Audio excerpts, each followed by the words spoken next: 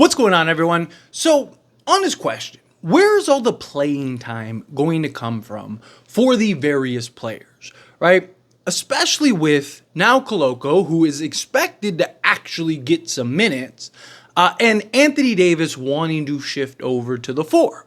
Now, you might be thinking, Tyler, like, what are you talking about, right? Should be pretty straightforward.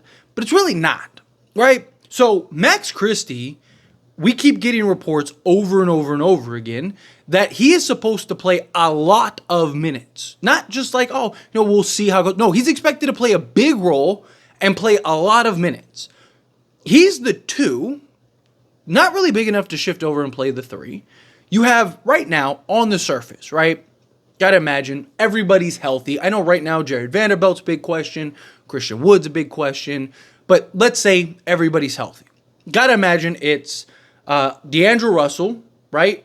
Followed by Gabe Vincent as his backup. You have Austin Reeves, followed by Max Christie as his backup. You have probably Rui Hachimura, followed by Jared Vanderbilt as his backup. Then you have LeBron James, followed by probably Christian Wood as his backup. And then you have Anthony Davis, followed by Jackson Hayes and Koloko, right? That's probably how this shapes up. Maybe they do something where it's, Rui's the primary backup for LeBron with Vando starting and Knecht because you got to get a couple minutes for Knecht. That's how it should be straightforward. But there's only 48 minutes in a game. Anthony Davis is going to play some center. He's not going to play entirely center because he doesn't want to play entirely center, right? He wants to at least have a balance. So let's say he plays 20 minutes at the center position and 15 minutes at the power forward position, right? So that would leave 28 minutes back up for the center spot. Okay, you could argue Koloko, Hayes, right? Those two, 14 minutes each. Okay, that's not where the problem lies. It's everywhere else. Because now, if Anthony Davis plays, say, 15 minutes at the power forward spot, LeBron now is going to play the 3 for 20 minutes or 15 minutes, right? Say LeBron plays the 4 for 20 minutes and then, he plays the 3 for 15 minutes. Okay, well, between LeBron and Anthony Davis, you're talking 35 minutes at the 4 spot. So that leaves, 13 minutes left over at the 4? Okay, let's say Christian Wood plays those 13 minutes there and maybe, spot minute here and there at the 5, right? Do different lineups or whatever, but, he plays the 13. Okay, well, now you have the small forward position. Well, now you have LeBron playing 15 minutes at the small forward position, right? Which leaves you, 33 minutes left over to have Rui Hachimura, Jared Vanderbilt, and Dalton Knecht minimum. It's not counting Cam Reddish and anybody else. That's just those 3 guys. You have to divvy up between 33 minutes. So if Rui's playing 20, you're only are you just gonna pick and choose Jared Vanderbilt? Are you just gonna pick and choose Dalton Knecht? Right? And then same thing with Max Christie. Okay, so let's say Max Christie and Austin Reeves play that. Well, are you ever going to run D'Lo, Reeves, and Christie together? Because if Christie's going to play a lot of minutes, right? If he really is going to play a lot of minutes, what's a lot of minutes? Because 15 minutes isn't a lot for most NBA players, especially rotation guys. 20 minutes, right? A lot of minutes you would think would be 25 to 30 minutes. Where are those minutes coming from? Because he can't play 30 minutes at the 2 and Austin Reeves play 30 minutes at the 2. Right, so if Max Christie's going to play some time at the 3, or Reeves going to play some time at the 3, or whatever, right? Anthony Davis, not saying that you don't shift him over to the power forward, but there's already, if everyone's healthy, kind of guys to fit in. If Anthony Davis shifts over to the 4, then now that backs up everybody else, right? Which, again, I'm not saying you don't play Anthony Davis at the 4, right? He wants to do it, great. He also needs to be better on his shooting, right? You look at the bubble year, which is when everyone's look, Anthony Davis played the 4 and he was great. Yeah, but he also shot well. 15 out, he was, especially in the bubble. In the bubble, he shot 38% from 3 or something like that. I know it was in that area. I mean, dude was hitting turnaround fadeaway threes on over Jokic for wins. Like, the guy that couldn't miss, right? And even in the regular season, his shooting was well.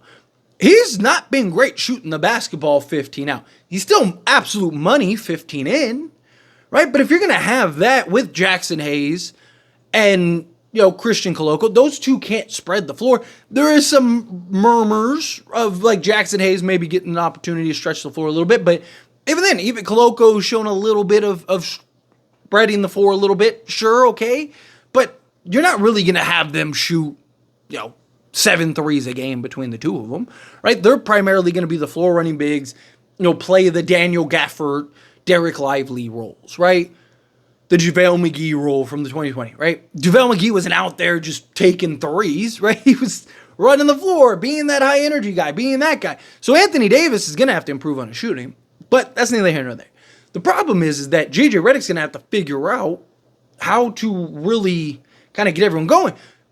Obviously, a guy misses a game here or misses a game there, right? Those games will make things easier. But again, assuming everyone's healthy and ready to go, right? You're not playing Jalen Trifino probably much, if at all, right? Probably not playing Bronny James. Bronny James is expected to play the whole season in the G League. He will play a couple games just to get the Bronny moments. But for the most part, he's going to play in the G League. So you're not going to get him. Maxwell Lewis, same thing. He's not going to see the floor, if ever, right? And then, you have, again, basically your main five. And then you have Dalton Knecht, which you'd imagine you want to get him some minutes, right? You want to play him some minutes.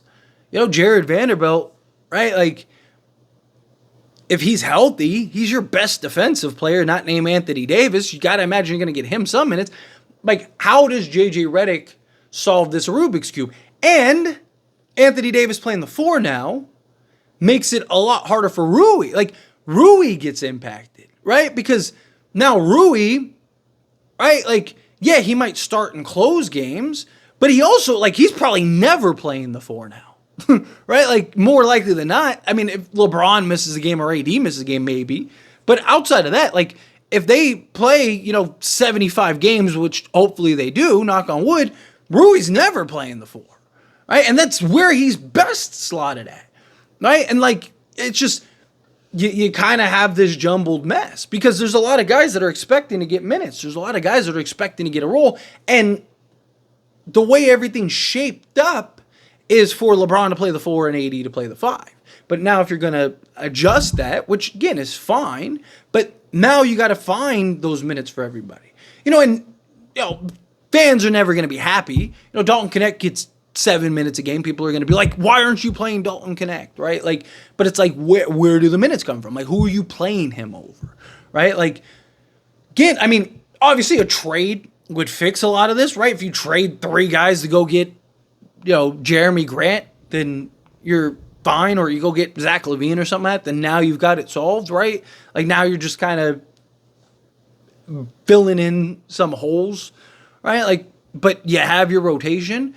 And then also, like, who's your 8-man rotation come playoffs, right? You got to imagine it's going to be LeBron, it's going to be LeBron, AD, D'Lo, Reeves, assuming no trade happens. Obviously, if trades happen, that's different. But, you have basically your main 4 plus Rui, right? Plus, you're going to have one of your centers, Jackson Hayes or Koloko. Koloko, unless he gets converted to a actual rough spot. So then you're talking Jackson Hayes. So there's 6 there. Gabe Vincent, right?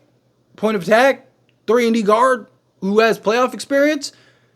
Jared Vanderbilt or Christian Wood or whomever? Or do you kind of like divvy it up between a couple guys? So does Dalton Knecht never really see the floor in the playoffs? Like, because you want to have structure, right? You want to have things kind of laid out, mapped out.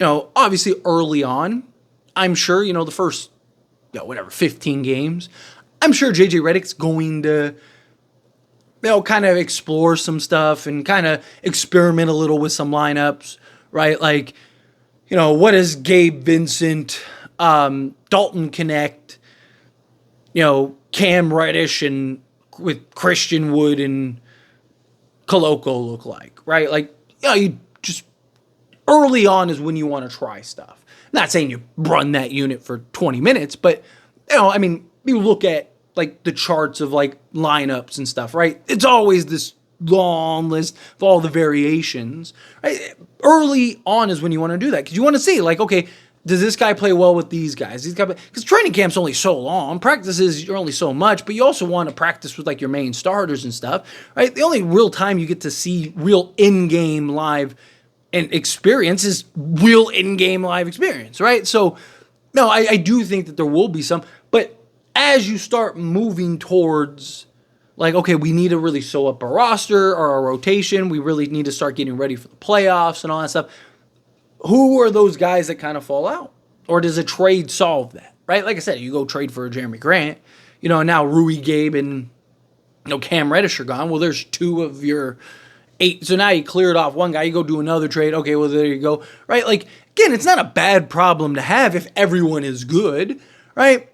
But more likely than not, either A, you're not playing somebody that's good, or B, somebody that you thought was going to be good isn't. Right? Like Dalton Knecht really isn't ready, or he is really ready. But, it's like, okay, would you play him over Rui? Like, like what do you do? Right? Like how do you line that up? How do you match that up? Right? It's those little things that'll be interesting to see how they play out through training camp, preseason, and then early on in the regular season. Because all that stuff has to kind of map itself out. But anyway, as always, this is a discussion, and I pass a question on you. Let me know your thoughts and opinions down in the comments below. What do you think? How do you feel? What are your thoughts? Do you have concerns about guys and their playing time? Do you think, like, it's pretty straightforward? Whoever the best 10 guys are in training camp are the best 10 guys, right? Do you think that, make a trade, solve this question? I mean, I still think the Lakers need a trade, but it's neither here nor there. Again, however you feel, whatever your thoughts are, I'd love to hear it. So let me know down in the comments below. That being said, if you haven't liked this video, hit that like button. Helps me a lot as we enjoy these types of videos. Truly appreciate it. Not subscribe to the channel, hit that subscribe button. Turn on the bell notifications. Appreciate y'all. See you in the next one. Thank you.